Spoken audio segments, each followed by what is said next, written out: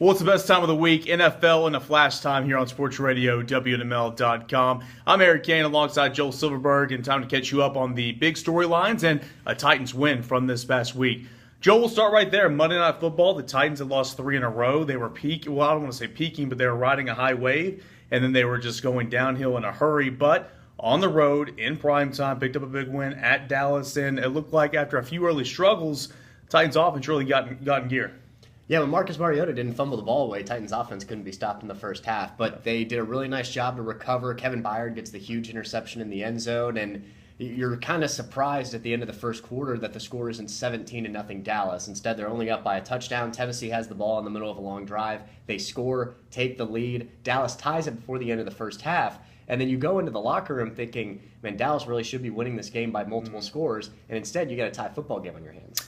That interception by Byard, huge, kind of swung some momentum. I was listening to Mike Keith on Titans Radio after talking about that in the post game, and his celebration goes into the center of the star and does the TO. Your thoughts initially when he did that? He even came out and said, "I expect to get my head cut off," but really Dallas didn't take too much exception to it. Yeah, they had one player that went over there and shoved him and tried to keep him off the star. It's something that you try to avoid from happening if you're a Dallas Cowboy. But Mike Keith talked about that. He said, if Dallas is unable to win this game and the Titans find a way to come back and win after their early struggles, is Dallas going to look at that red zone possession and who'd have thunk it that 3.5 quarters later, yep, that's exactly what Dallas is going to be doing because they knew they had an opportunity to potentially put that game away early.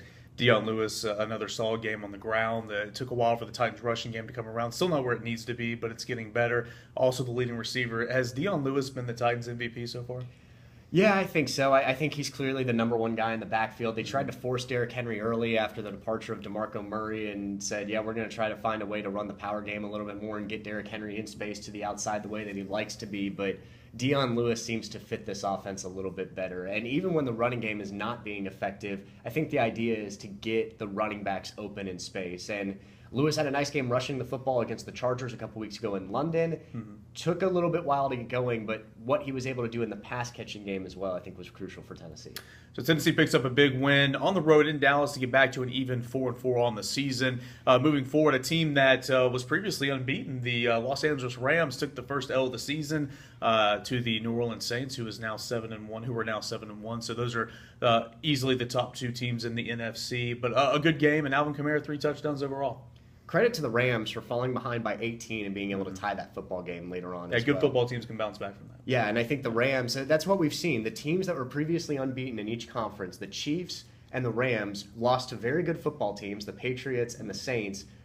Both seemed at times like that game was getting away from them, and they both were able to tie it after suffering double-digit deficits earlier in the game. So I think what we're seeing right now, at the very least, you've got 4 quality teams. If those are your conference championship matchups, the NFL is going to love it. If you get the Chiefs and the Patriots again, if you get the Saints and the Rams again all in the postseason, you can have some really good football the last 3 games of the season with the 2 conference titles and then the Super Bowl. So I think you've gotten some highly anticipated previews that could potentially happen once we get to playoff time. You look at these 2 teams, and they're so evenly matched. I mean, you're really splitting hairs here when you talk about quarterback to quarterback. I mean, probably edge goes to Breeze. Running backs, I mean, it's a toss-up with Gurley, and then you have Ingram and Kamara. But, Michael Thomas, what he did in that game. And the defenses, 2 defenses that really bend but not break, that make stops when they need to. If you had to pick one team right now that you would say is probably better than the other, who would you be leaning towards?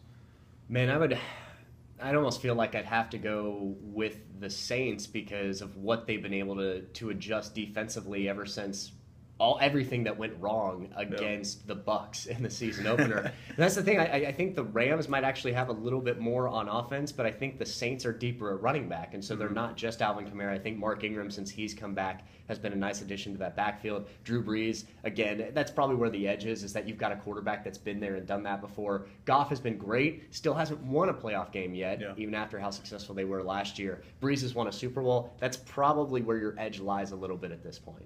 Another big matchup in the NFL over the weekend was a battle of 2 Hall of Fame quarterbacks, soon-to-be Hall of Fame quarterbacks when their careers call it quits, and Tom Brady and Aaron Rodgers. And, of course, Brady, I say of course because it's just no surprise. I mean, the older he gets, the better he gets. He comes away with that win. But Green Bay Packers are not the Packers right now. And really, if they didn't have Aaron Rodgers, their record might be worse than what I believe is 3-5 right now.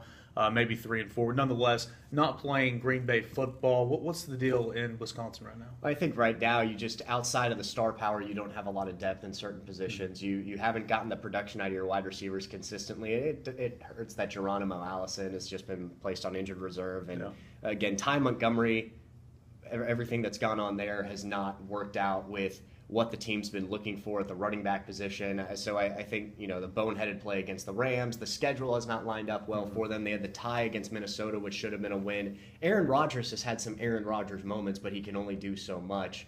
And I think for Green Bay right now, outside of your star power, you're not getting a lot out of the rest of your roster.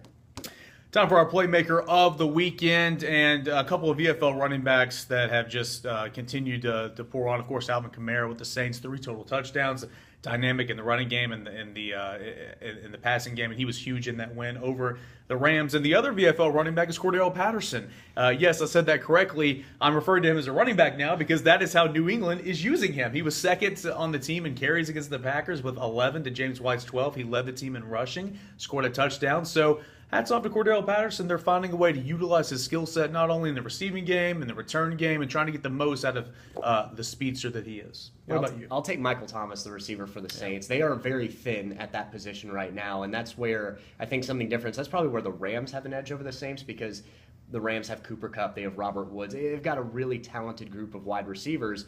I think for the Saints, they've been a little bit thin. Of course, the reports coming out that Des Bryant, Brandon Marshall potentially working out with them yesterday, and I think for what Michael Thomas was able to do, the big fourth quarter touchdown that put put New Orleans ahead for good, I think was huge for the Saints. And what he's done this year, he's been fantastic for Drew Brees.